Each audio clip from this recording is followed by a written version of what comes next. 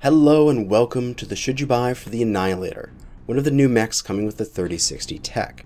We're going to go over the mech, talk about all of its base stats, its hardpoint locations, its possible hitboxes from its concept art, as well as some example builds and unique things that I've noticed about the chassis that I have comments or concerns about.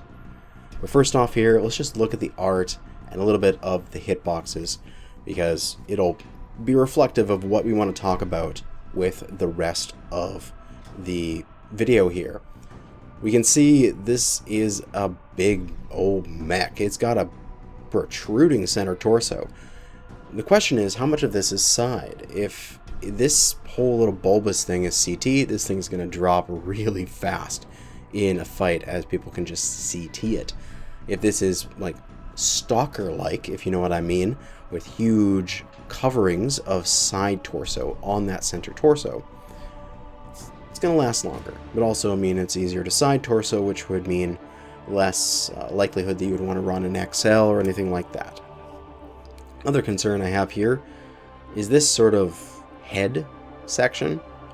What is this in terms of hardpoint? No, in terms of hitboxes? Is this CT? Is this side? I don't know. It confuses me. But we're going to move on here and talk about its costs and stats. Look at the Annihilator here. The standard package is $20, comes with 3 standard variants, 3 mech bays, 3 cockpit items, title and a badge, and interestingly, comparatively to the old mech packages, no 30 days of premium with the standard package. So that's gone. I'm not sure why it's gone, but it is. And if we look at the collector's pack here, it has 30 days of premium, when normally it would have 60 days of premium. So they have reduced the amount of premium in these packages, which does take away from the package value. The collector coming with the ANH-2A with a special paint job and 30% C-bills as well.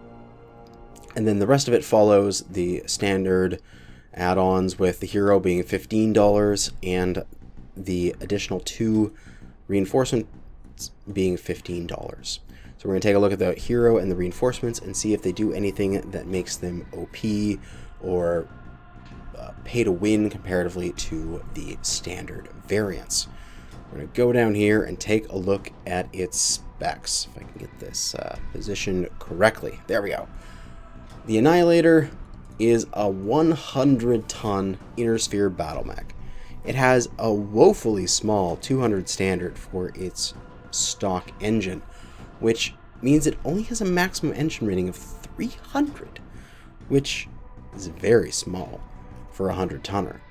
It has no jump jets to speak of and no special equipment such as ECM or mask. Let's pop into the spreadsheet warrior and take a look at the Annihilator. Now, we have 3 options with the engines now, because the IS are getting light fusion engines, which will give them the same durability as clan engines, but only 50% of the weight savings comparatively to XLs. So what I've done mathematically is just figured out what the engine should approximately weigh. We're halfway between standard and XL. I don't know what the exact values will be eventually, but this is my best guess, and it'll give us an approximation and something that we can design some mechs around. So we can see with the standard, with the 255 here, we only go to 44.4, very slow. 280, 48.8, the maximum rating 352.2.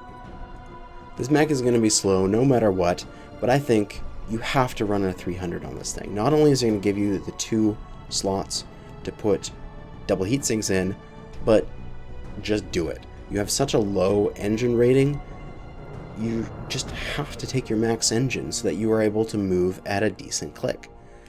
Now, most likely, you're only going to take Endo and not Pharaoh, because you're going to need these actuators in order to put in those large ballistics.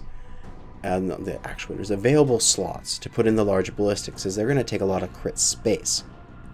The mech has plenty of tonnage to work with. This, even with just a standard 300, we have 50.81 tons.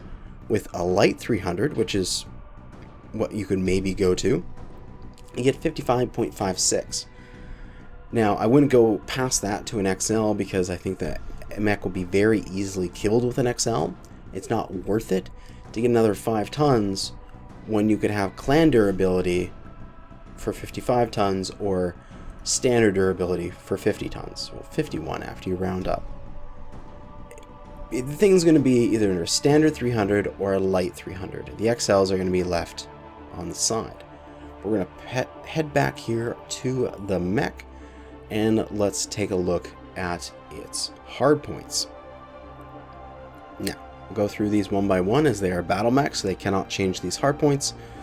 The first 3 here are the ones that you get in the standard package, with the first being the bonus one you get with the collectors. The next 2 are the reinforcement, and the last is the hero, the mean baby. Now we have the pretty baby from the awesome hero, and now we have this as the mean baby. We have an entire lance of babies. But the 2A. The 2A has 4 energy split across the arms, the center torso, and 6 ballistics. Yes, 6. 1 in each arm and 2 in each side torso. So a lot of DACA with this thing. The 1A has 5 energy. We got the 1 in the left arm here, 2 in the center torso, and then 2 in the right arm, and then 5 ballistics. Just spread across.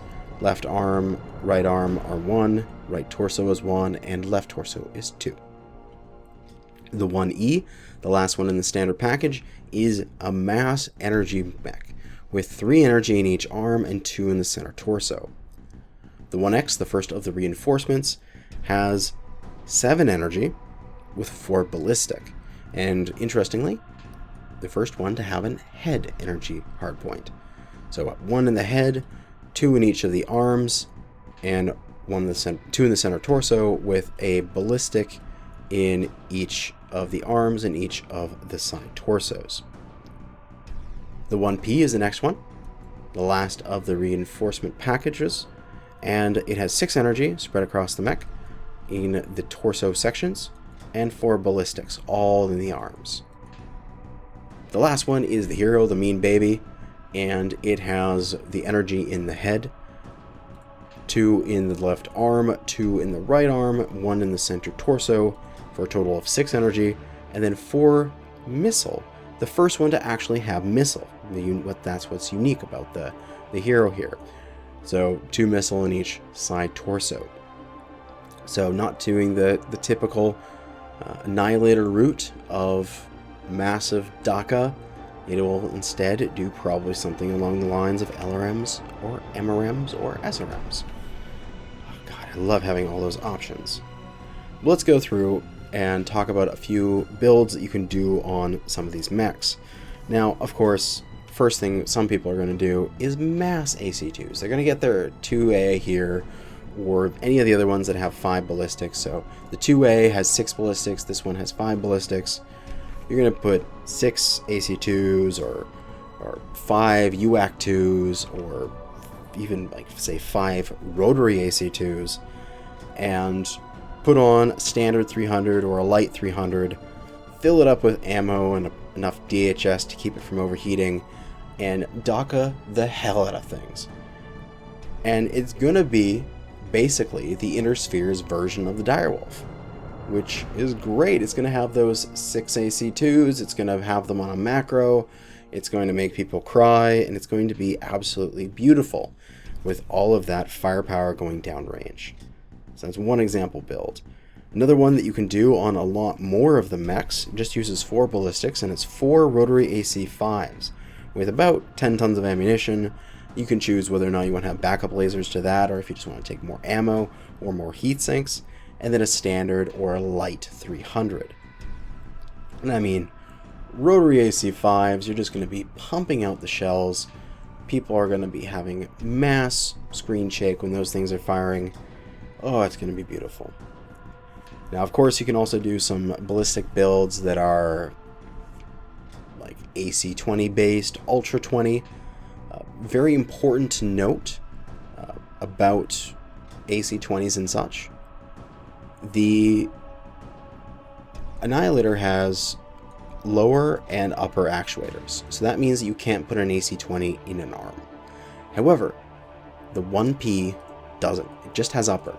So you actually can AC20 in each arm of the 1P. That's just a very important note to get out there. You can AC20 in the arms. You cannot, however, Ultra 20 in the arms. Ultra 20s are too big for arms, even without the lower arm actuators.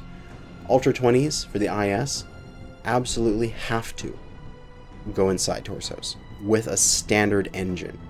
Basically, they take up the entire side torso minus like one slot. It's ridiculous. So if you ever wonder, if you're wanting to do Ultra 20s in arms, unfortunately you're not going to be able to with IS equipment. Ultra 10s, sure, but not Ultra 20s. And last build I wanted to sort of showcase here is the Hero with its 4 missile. What would you do with 4 missile? Well, you'll stuff it full of MRMs because it's going to have an absolutely stupid alpha strike. 4 MRM 30s. Yes, that's 120 damage alpha strike from the MRMs. Pile it on with ammo, 10, 12, 14, however much you want to take. A little bit of double heat sinks. You can strip the arms off of that since it's all on the side torsos for an additional 2 tons per arm stripped. And then put on a standard 300 or a light 300 to make your mech run out there. Now, holy crap, if that thing gets close, 120 MRMs coming at you is going to be very, very painful. So that one looks really fun. Of course, you can do things like 4 Artemis 6s on there with some bunch of ER medium lasers, or 4 LRM 20s. Of course, if you're gonna learn, you're gonna learn. You might as well do mass really big Larman. But I think the MRMs are going to be a very interesting design. But that is good for the mech stats, its hard points, and some possible builds. Let's pop back up here and take a gander again back at its art and talk about some interesting things about it. So I talked about the fact that the 1P can put AC20 in its arms. The protruding CT is a little worrisome to me. I have concerns about this head section of what is what for in terms of the hitboxes. And the only other thing that I can see in this mech that would be concerning is the cockpit. While being extremely high, it's useful to have the cockpit right at the top of the mech. It's going to be too high compared to its weapons. If the arms were flat, they'd probably be around here. So you're going to have a good distance between the cockpit and where your arms are.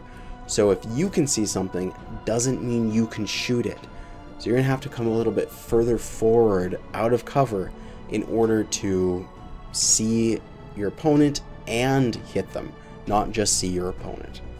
So yeah, this is my only concerns when it comes to the Annihilator. This thing, as I said before, is the Inner Sphere's Direwolf.